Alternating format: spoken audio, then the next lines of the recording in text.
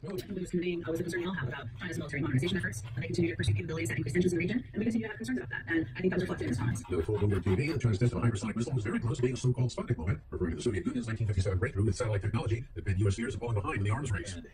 I am disgusted by how I see people attacking him right now in this moment.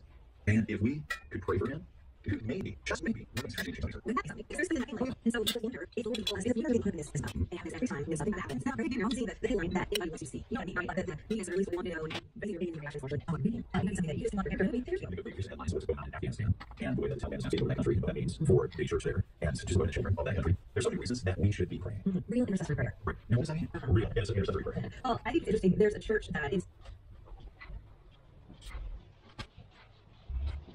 and easy it is to pay off your debt if it got sent. We're debt free for keeps. Call Trinity at 1-800-659-9838. That's 1-800-659-9838. Last call. Sunday is the full day to pay.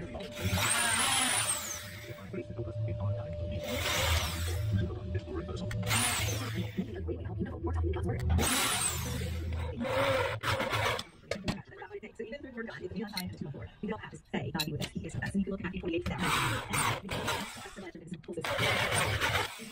lesson, be with them.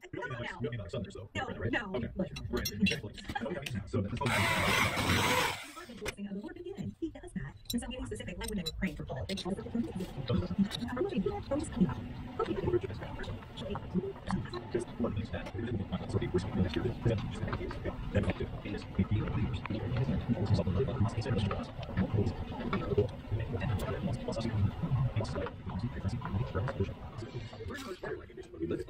Check out the CD series Igniting Kingdom Prayer, available online at TonyEvans.org. Then join us next time for 2 Minutes with Tony.